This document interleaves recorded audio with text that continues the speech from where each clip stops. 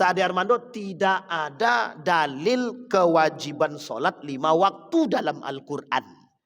Kalau dia muslim tapi dia mengingkari demikian, berarti dia munafik.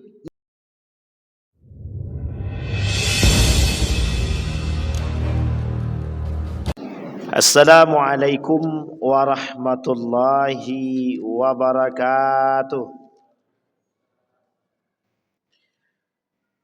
Alhamdulillahi rabbil alamin.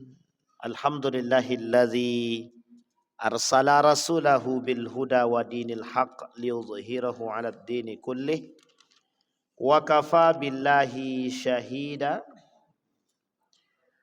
Ashhadu an la ilaha illallah wahdahu la syarika lah wa ashhadu anna Muhammadan abduhu wa rasuluh la nabiyya ba'd.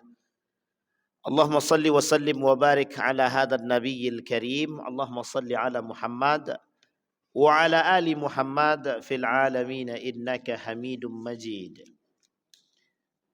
Ya ayyuhalladzina amanu taqullaha wa qulu qawlan sadida yuslih lakum a'malakum wa yaghfir lakum dhunubakum wa may yuti'illaha wa rasulahu faqad faza fawzan 'azima.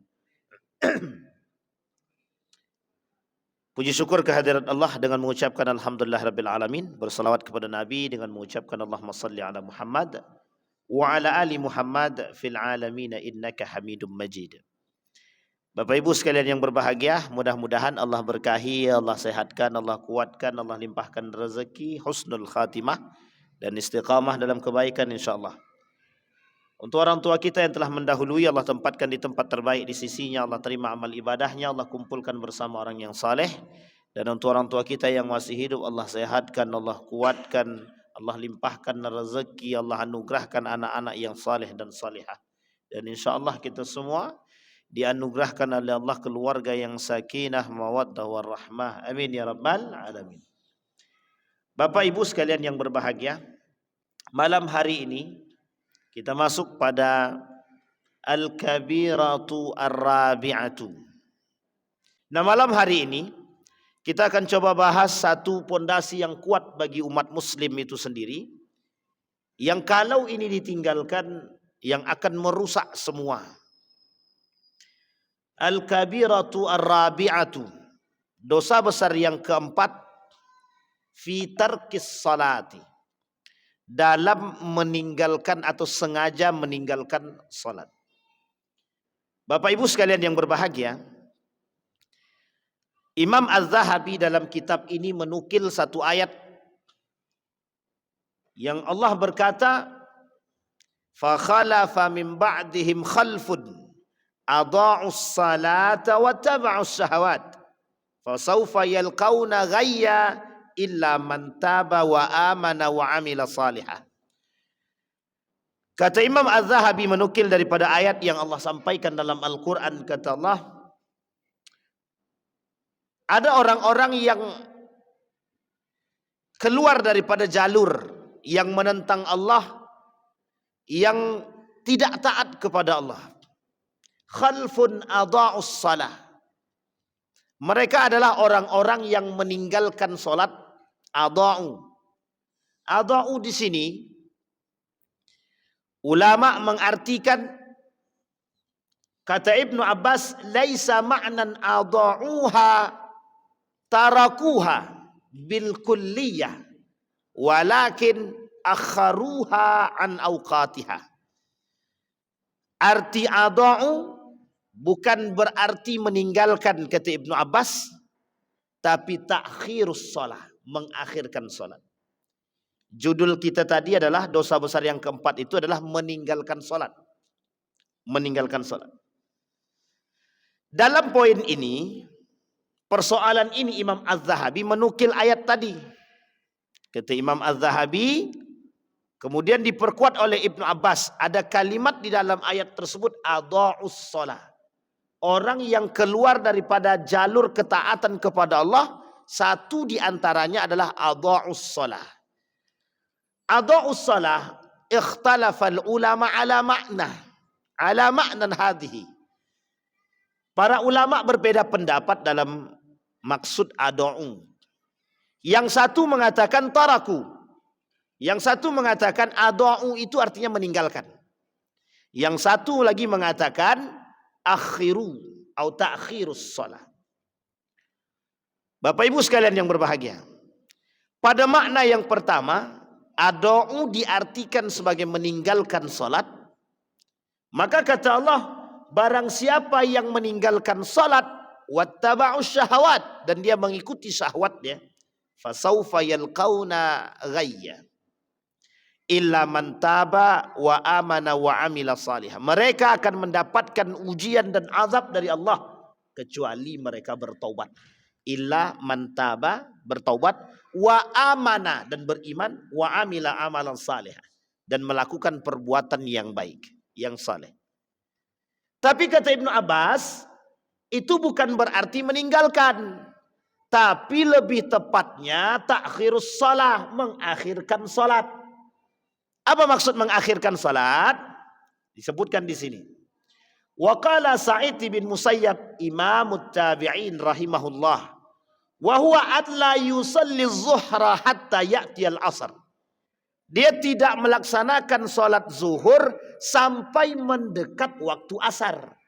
Inilah yang disebut dengan takhir, yang oleh Ibnu Abbas diartikan adha'u, bukan taraku. Berarti kalau diartikan dia takhirus shalah, masih salat dia. Tapi kalau diartikan meninggalkan, berarti sama sekali tidak salat. Dan ini berbeda.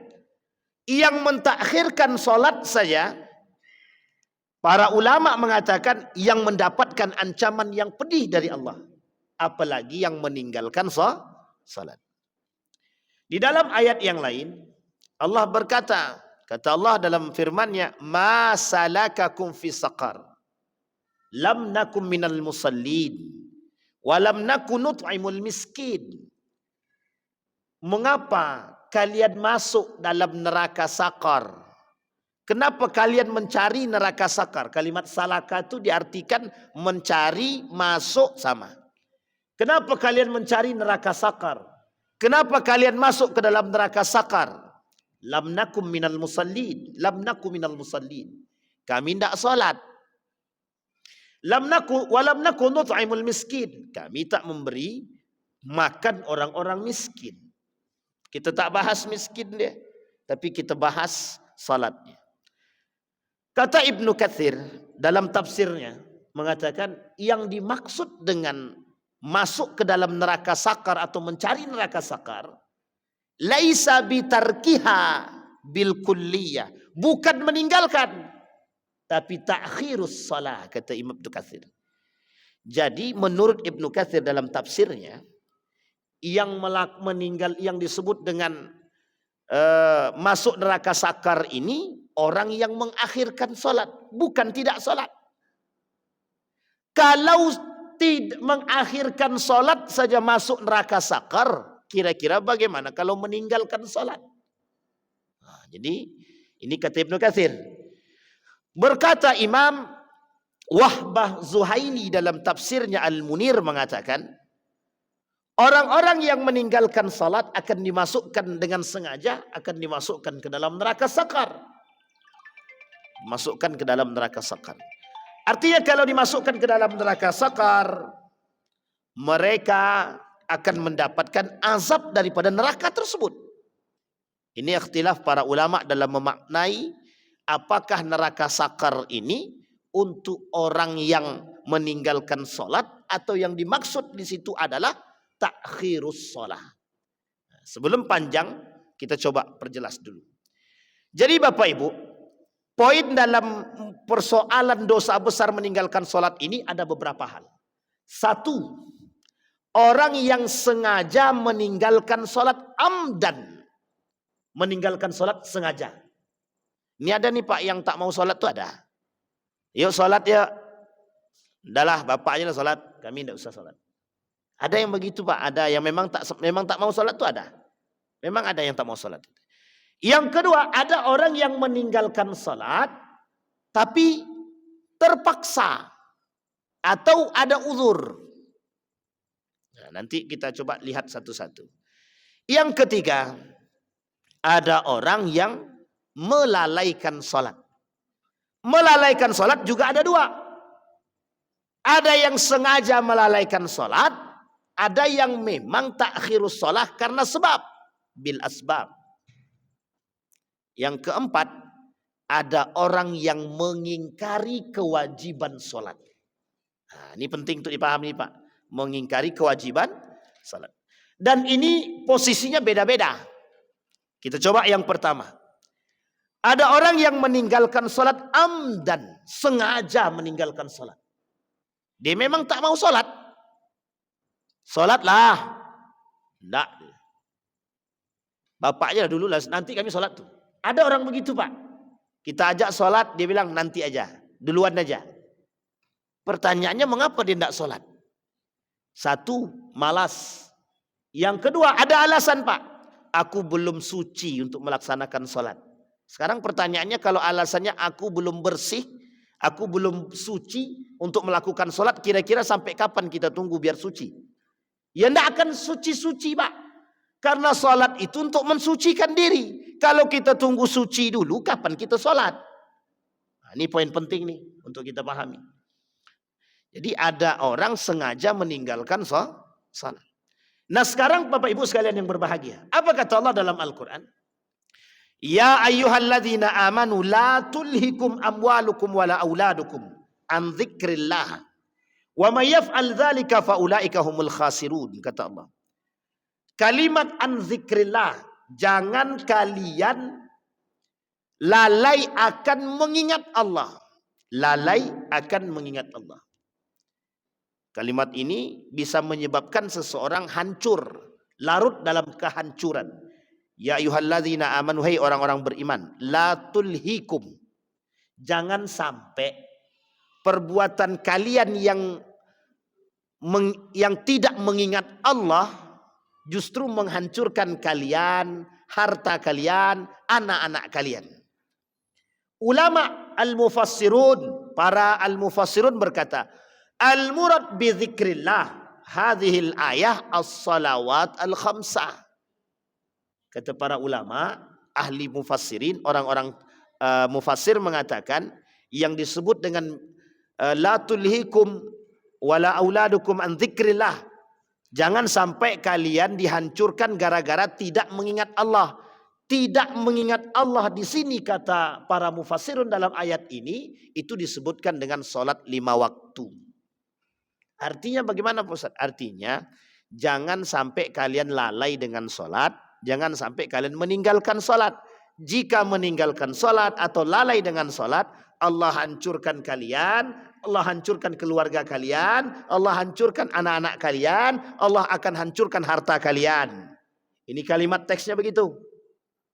Jangan sampai karena kita meninggalkan sholat, Allah hancurkan rumah tangga, Allah hancurkan harta, Allah hancurkan keluarga kita, Allah hancurkan anak-anak dan generasi kita. Nanti kita jelasin Pak. Kata para ulama, zikrillah di situ artinya meninggalkan sholat. Zikir kepada Allah di situ diartikan as-salawatul khamsah. Artinya sholat 5 waktu. Artinya Bapak Ibu sekalian yang berbahagia, kata Allah, wa may yaf'al dzalika faulaika humul khasirun. Yang melakukan perbuatan tersebut itulah orang-orang yang merugi. Pertanyaannya siapa yang merugi dan merugi seperti apa? Satu, Allah tak mau melihat mereka. Yang kedua, bagi mereka azab yang sangat pedih. Yang ketiga, Allah janjikan bagi mereka neraka. Yang keempat, Allah cabut keberkahan dalam rumah tangga mereka. Jadi ancaman bagi orang yang meninggalkan sholat dengan sengaja itu semuanya Allah cabut. Tapi Pak Ustaz, ada orang tidak sholat tapi rumah tangganya baik-baik aja. Belum apa? Belum hancur. Ntar hancur sendiri Pak, tak perlu. Allah tidak akan mungkin dusta dengan perkataannya. Ada orang tidak sholat, tidak puasa dia, tapi rumah tangganya baik, itu tinggal tunggu tanggal main. Kapan tanggal main? Allah akan hancurkan pada saatnya. Jadi kalau bahasa lainnya istidraj. Istidraj. Apa itu istidraj? Dikasih dulu, disayang sama Tuhan. Ambil. Butuh dunia, ambil. Tidak sholat, tidak apa-apa. Tapi rezeki melimpah, tidak apa-apa, ambil. Ini sama dengan halnya Ada orang berangkat umrah. Setelah berangkat umrah pulang dari situ terbuka. Yang tadinya pakai menutup aurat, setelah umrah dia buka auratnya. Makin banyak datang daripada orderan dia. Loh, kok bisa? Dia bermaksiat tapi kok orderan makin banyak. Kata Allah, akhadnahum baghtatan baghtatan. Kelak akan kami angkat dari mereka sedikit demi sedikit dan akan kami hancurkan mereka sekalian. Nah, jadi bahasa lainnya istidraj. Nah, ini penting untuk dipahami. Jadi jangan dikira salat itu tidak penting. Salat ini Pak tonggak segalanya. Satu ketika ada perdebatan para ulama. Kata para ulama menunjuk daripada hadis Nabi. Man taraka shalah faqad kafara, yang meninggalkan salat dengan sengaja kafir. Al-ahdu bainana wa bainahu as-salah. Perbedaan kita dengan orang kafir itu satu saja, salat. Jadi kalau ada yang tak salat, boleh kami panggil kafir Pak Ustaz. Nah, itu pula masalahnya. Dipanggil kafir tidak, tapi nilainya sama dengan orang kafir. Dia tak keluar daripada Islam. Memang tidak murtad. Tidak keluar daripada Islam. Tapi apapun yang dia buat sama sekali tak bernilai di sisi Allah. Sama sekali tak bernilai. Justru. Kalau dia tak solat, dia tidak ada bedanya dengan orang kafir. Hanya saja pembedanya orang kafir tidak mengucapkan syahadat. Dia mengucapkan syahadat. Itu saja. Tapi semua perbuatan yang dia buat sama halnya dengan kekafiran orang kafir. Tak ada manfaat di sisi Allah sama sekali. Nah, ini poin penting Pak. Tapi kata Syekh Mutawalli Sya'rawi, kalau dia puasa, tapi dia tak solat, maka dia keluar daripada kewajiban solat sahaja. Sementara puasa dia masih dapat. Jadi kata Syekh Mutawalli Sya'rawi, dua hal ini berbeda, dipisah. Tapi kata para ulama yang lain termasuk Imam Az-Zahabi mengatakan tidak begitu. Kalau mereka tidak solat, apapun ibadah yang mereka buat tidak Allah terima. Sedekahnya tak Allah terima, puasanya tak Allah terima, berbuat baik dia sama manusia secara hubungan sosial masyarakat tidak Allah terima pahalanya. Nah, jadi semuanya tak Allah terima Pak. Apapun perbuatan baik yang kita lakukan, kalau kita tak solat, tidak Allah terima. Bahkan kata Nabi dalam hadis yang lain itu, ada 5 hal yang yubtilna al-asyam, yuftirna asyam. Ada 5 perkara yang bisa menghapus pahala puasa. Satu di antaranya adalah solat, tarkus solah, meninggalkan solat. Nah, ini kalau yang sengaja meninggalkan solat. Sekarang Pak Ustaz, ada orang yang tidak sengaja meninggalkan solat. Contohnya rufi al-qalam. Orang-orang yang memang mereka dalam tidurnya kebablasan, alarm sudah dihidupkan, dipanggil sudah, diteriakin sudah, disiram sudah, tak juga bangun-bangun. Nah, berarti Bapak Ibu perlu tengok, mati atau tidak orang tuh. Nah, takutnya tak bangun-bangun mati dia, disiram air sudah, alarm besar, tak juga hidup. Itu perlu sound horek di telinganya itu. Nah, taruh sound horek di telinganya itu mungkin kebangun dia itu. Sampai sini paham ya Bapak Ibu ya? Ada orang yang tidur kebablasan, alarm sudah dihidupkan. Tiba-tiba tetap terbangun. Terbangunnya jam 8 atau jam 9 pagi. Dan dia belum sholat subuh. Padahal alarm sudah dibangunkan sudah, tapi tetap tidak terbangun. Maka yang seperti ini Pak disebut dengan rufi al-qalam. Dia posisinya adalah sampai dia terbangun. Maka kata para ulama, kalau dia bangun jam berapapun dia bangun, langsung sholat. Jam berapapun. Pertanyaannya adalah, orang yang terbangun sholat subuhnya jam 8 karena baru bangun atau baru terbangun. Alarm sudah, dibangunkan sudah tapi tak bangun. Tapi baru terbangun di jam 8. Baru langsung sholat dia. Kira-kira salah apa tidak? Salah apa tidak Bapak Ibu? Ini tak ada suara nih. Salah apa betul? Salah tapi tak berdosa. Salah tapi tak berdosa. Maksudnya bagaimana? Perbuatan bangun jam 8 sholat subuh itu mesti salah. Tapi kalau dia tak sengaja terbangun jam 8, alarm sudah hidup, ya dia tak dapat dosa. Itulah yang disebut dengan ma'fu anhu. Dimaklumi, bukan dimaklumi, diampuni oleh Allah. Wa in taba, kalau dia bertobat kepada Allah mengakui kesalahannya, maka Allah ampuni dosa dia. Sampai di sini paham Pak ya? Padahal tak berdosa. Sama halnya dengan orang gila. Orang gila sholat ataupun tak sholat, ya orang gila. Bagaimana dia mau sholat sementara akalnya tak sehat? Salah satu syaratnya untuk sholat adalah akal sehat. Kalau tak sehat bagaimana mau sholat? Dan bagaimana bisa diterima sholatnya? Hatta yaqilu, sampai dia berakal. Orang gila sampai dia sadar daripada kegilaannya. Sabi hatta yabluk, anak kecil sampai dia balik. Nah, ini sama Pak. Jadi anak kecil itu kalau sholat yang belum balik dia, maka dia tak ada pahala dia Pak. Cuma ada pendidikan besar bagi diri dia. Nah, nanti disampaikan Nabi itu. Mata yu'maru as-sabi bis shalah. Kapan anak kecil itu harus diperintahkan sholat. Nanti disampaikan sama Nabi di situ. Sampai di sini bisa dipahami Bapak Ibu ya. Jadi poin yang kedua tadi, ada orang yang sholat, yang meninggalkan sholat tapi tidak sengaja. Disebabkan karena faktor tadi. Kalau bagaimana kalau orang itu lupa Pak Ustaz?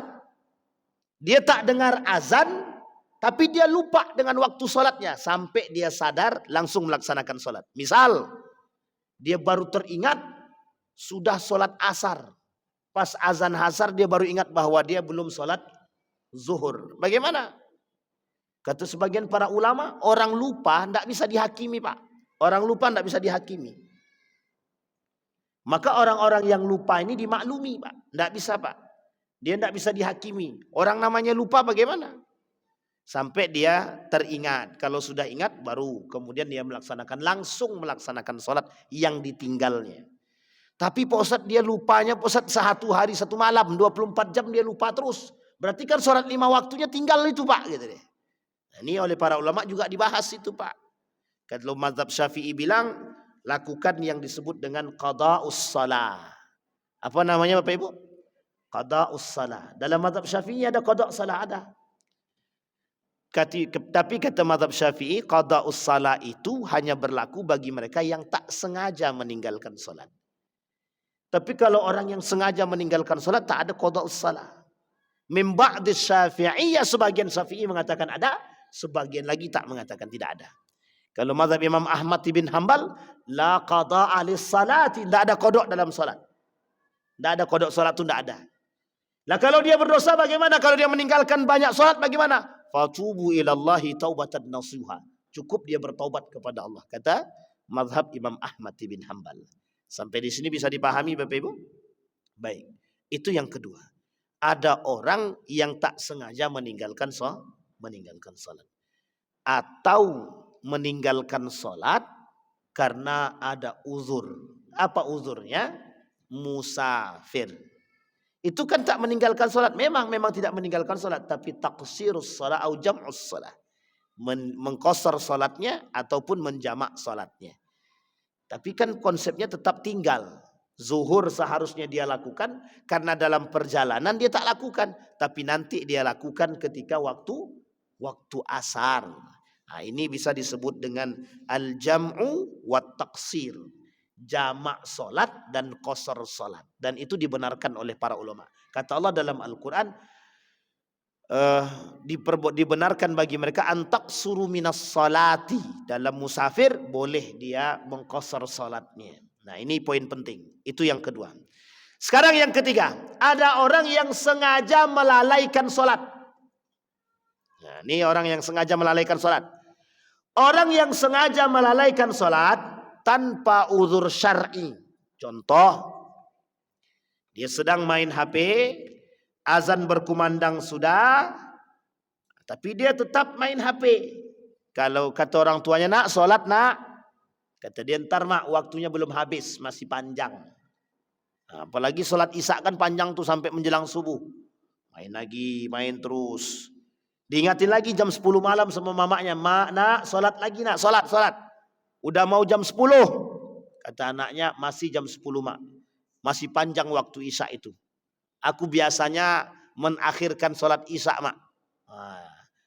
Setelah ditakhirkan salat, ternyata ketiduran. Bangun-bangun baru subuh. Kira-kira itu masuk dalam kategori rufi'al qalam atau kategori yang dimaklumkan, atau memang berdosa dia, atau memang lalai dia dengan salat. Itu masuk dalam kategori lalai dalam salat. Nah, yang kayak gini ini yang dimaksud oleh para ulama. Orang-orang penghuni neraka sakar itu yang mendapat ancaman tadi dari ayat yang pertama, adha'us salat tadi, kata para ulama, kata Ibnu Abbas, yang seperti ini, yang suka mengakhirkan salat. Kata Nabi dalam hadisnya begini, salatnya orang munafik itu fi akhiril waqti. Jadi salatnya orang munafik itu di akhir waktu. Tapi bukan berarti, Pak, nanti kalau Bapak Ibu nampak ada orang salat di akhir waktu, ini munafik nih gitu. Nanti kau baru salat, sementara salat zuhur sudah 2 jam yang lalu, kok baru salat? Iya, aku lupa, munafik kau nih. Itu tak boleh tuh, Pak. Tak boleh menyebutkan munafiknya, tak boleh. Tapi karakteristiknya begitu, kata Nabi. Orang yang suka mengakhirkan salat di akhir waktu itu perbuatan salatnya orang munafik. Kenapa demikian? Wa idza qamu ilas salati qamu kusala. Dia malas dalam salat. Jadi salah satu karakter orang munafik itu malas dalam ibadah, malas dalam salat. Nah, kalau ada orang malas-malasan berarti dia munafik, Pak Ustadz. Indikasi kemunafikannya ada dalam diri dia. Berarti kita semua ini termasuk golongan kemunafikan, Pak. Kalau kita lalai dengan salat, kalau kita memang ada indikasi malas dalam salat, bisa jadi kita bagian daripada pelaku kemunafikan itu. Nanti kita lihat dampak orang meninggalkan salat tersebut. Baik. Bisa dipahami Bapak Ibu ya? Nah, ini orang-orang yang melalaikan salat. Melalaikan salat itu, misal Bapak Ibu kalau ke pesantren nanti akan Bapak Ibu temukan. Azan itu jam 12.30. Tapi di pondok itu baru azan jam 1. Kira-kira berapa lama dia mengulur waktunya? 30 menit. Kira-kira masuk dalam kategori takhirus shalah atau lalai salat atau mengakhirkan salat. Ini tak bisa dimasukkan dalam kategori tersebut. Ada yang disebut oleh para ulama as-salatu fil mi'at was-salatu fil mu'ayyad. Ada salat di waktu yang tepat, ada salat di tepat waktu. Nih, orang yang salat tepat waktu itu seperti yang tadi kita lakukan. Allahu Akbar, azan maghrib. Nah, kita sholat maghrib nih. Ini namanya sholat tepat waktu. Tapi ada sholat di waktu yang tepat. Apa itu? Sholat zuhur di waktu zuhur. Kalau sholat zuhur di waktu asar, waktunya tepat enggak tuh? Enggak. Kata para ulama, yang dilakukan oleh pesantren tadi, itu tak masuk dalam kategori lalai sholat, karena tidak masuk juga dalam kategori takhirus shalah. Ini kita ambil satu sejarah Bapak Ibu. Dulu di Jawa itu sholat asar itu jam 3. Azan asar itu jam 3. Mereka baru kumandangkan asar itu setelah orang pulang dari sawah. Jam 4. Kira-kira masuk dalam kategori lalai sholat atau tidak? Ini poin penting. Sehingga ini Bapak Ibu tidak bisa dijadikan satu alasan yang kuat untuk mengatakan apakah ini yang disebut dengan ta'khirus salat atau bukan. Para ulama mengatakan yang disebutkan dengan ta'khirus salat itu begini.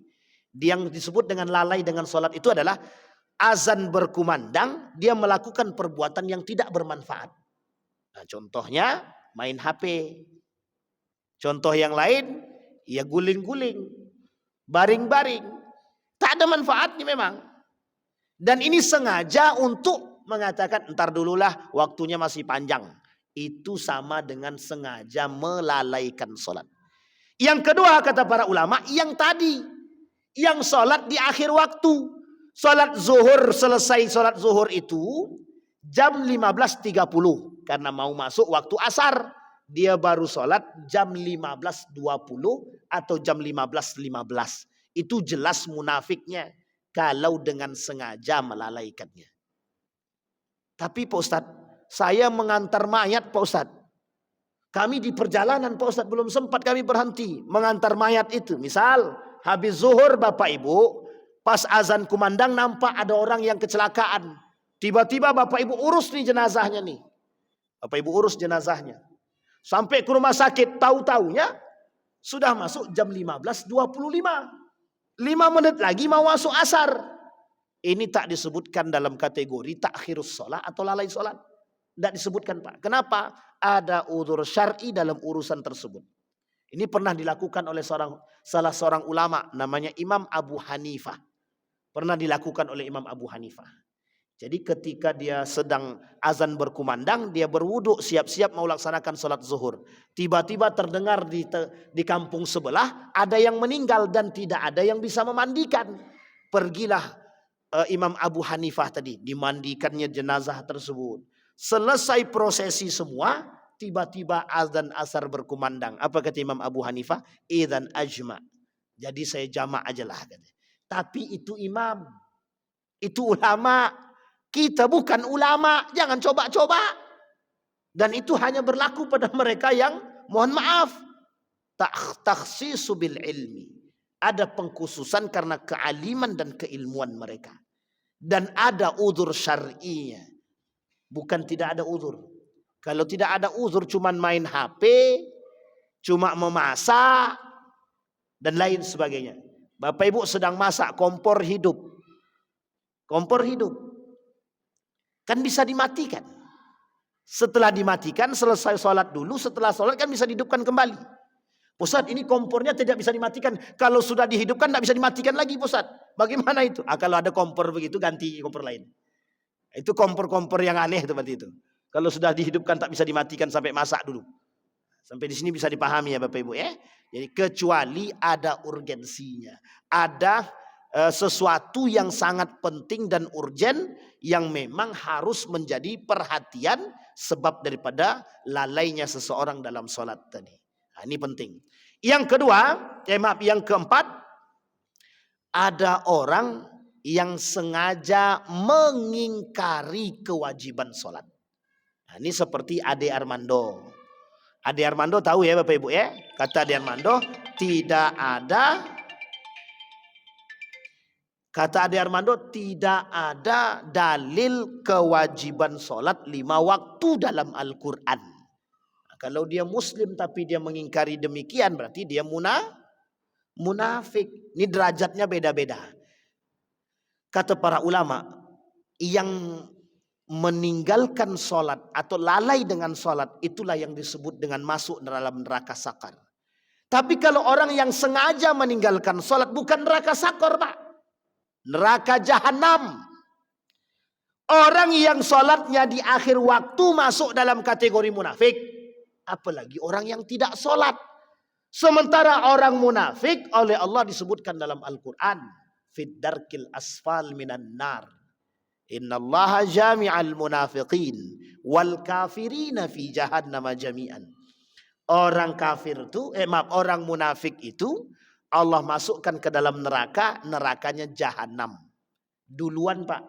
Jami'al munafiqin wal kafirin. Orang munafik dulu masuk neraka jahanam, baru orang kafir. Apa sebab kemunafikan mereka? Banyak Pak. Salat 5 waktu di akhir terus. Malas-malas dalam salat. Allah dah sebutkan itu. Berkhianat kepada Allah dan Rasulnya. Orang-orang munafik. Bahkan Allah turunkan satu surat khusus. Nama suratnya adalah surat Al-Munafiqun. Sampai di sini bisa dipahami Bapak Ibu ya. Jadi Bapak Ibu, orang yang meninggalkan sholat dengan sengaja, itu sebenarnya kata para ulama, sebagian ulama mengatakan mereka bukan masuk dalam neraka sakar, tapi mereka masuk dalam neraka jahanam. Sejalan kenapa demikian? Kata para ulama, orang yang melalaikan sholat saja, sholat di akhir waktu saja kategorinya munafik, athqalu 'alal munafiqin, atau salatul munafik fi akhiril waqti, apa tak lagi kalau dia tak solat. Lah yang melalaikan solat saja munafik, kalau meninggalkan solat apa? Maka disampaikan sama Nabi, dipertegas sama Nabi, faman tarakas salah faqad kafara. Orang yang sengaja meninggalkan solat, mereka kafir. Dipertegas lagi oleh Nabi, al-ahdu bainana wa bainahum tarikus salah. Faman tarakaha faqad kafara, kata Nabi. Perbedaan kita dengan orang kafir adalah meninggalkan solat. Berarti kalau mereka meninggalkan solat, berarti tandanya mereka kafir. Nah, ini juga diperdebatkan oleh para ulama. Kata para ulama, yang dimaksud dengan hal tersebut adalah yang sengaja mengingkari kewajiban solat, baru bisa dikatakan kafir. Tapi majmu'ul ulama, jumhur ulama mengatakan, orang yang meninggalkan solat dengan sengaja masuk dalam kategori pelaku kekufuran. Nah, apa yang dimaksud dengan pelaku kekufuran itu? Kata para ulama, pelaku kekufuran itu adalah mereka beribadah tapi tak bernilai di sisi Allah, karena mereka sama dengan orang-orang kafir. Orang kafir kalau berbuat, misal Bapak Ibu datang ke toko-toko orang kafir. Wih, masih mending Pak, lebih baik kami belanja di toko kafir itu, barangnya murah, orangnya ramah. Kemudian Pak masuk dalam toko muslim. Masuk toko muslim, sudahlah mahal, wajahnya pun cemberut. Nah, Bapak Ibu pilih mana? Pilih masuk toko mana? Muslim cemberut, kafir tersenyum. Pilih toko mana?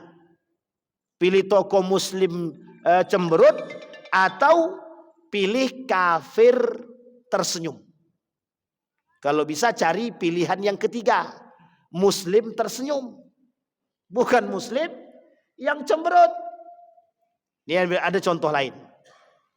Bapak Ibu lebih pilih mana? Masuk rumah sakit non muslim tapi ramah, atau masuk rumah sakit muslim tapi cuek? Nah, ini kan yang sering tersebar. Nah, ini Bapak Ibu saya kasih tahu. Ini gaya berpikir seperti ini adalah gaya berpikirnya orang-orang liberal. Yang terlalu, yang suka mengadu domba, yang suka mendiskreditkan orang-orang Islam. Seolah-olah muslim itu buruk, pokoknya lebih baik masuk rumah sakit Kristen. Di situ kalau masuk rumah sakit itu damai kami, pelayanannya bagus. Masuk rumah sakit muslim tak ada bagus-bagusnya, cemberut aja bawanya gitu. Nah, ini yang seperti ini harus kita lawan juga, dan harus diperhatikan baik-baik. Nah, kembali kepada poin tadi Bapak Ibu.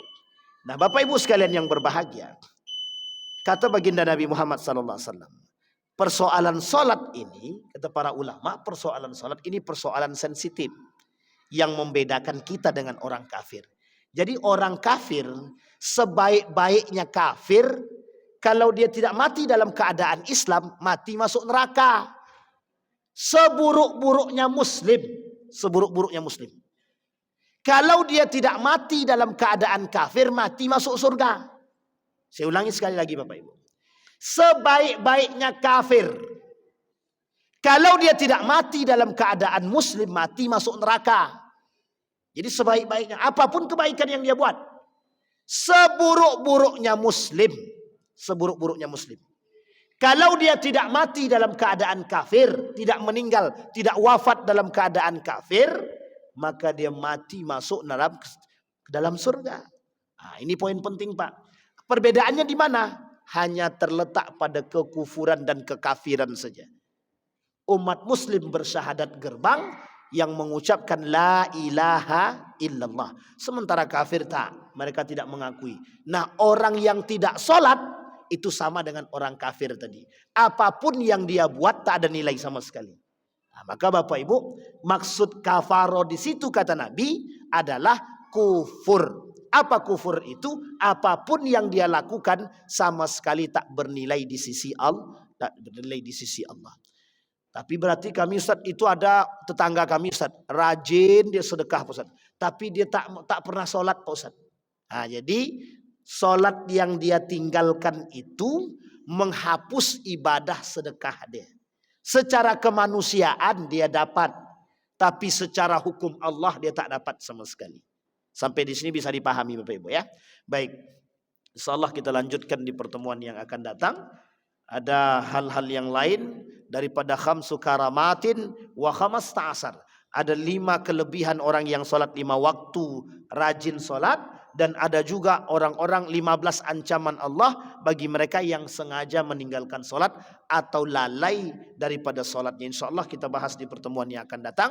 Mudah-mudahan ada manfaat bagi kita semua. Mudah-mudahan bisa menambah keimanan kita dan tetap istiqamah dalam menjaga salat kita. InsyaAllah kita mati dalam keadaan menjaga salat dan husnul khatimah. Amin ya rabbal alamin. Fa'tabiru ya ulil absar la'allakum tuflihun. Assalamualaikum warahmatullahi wabarakatuh.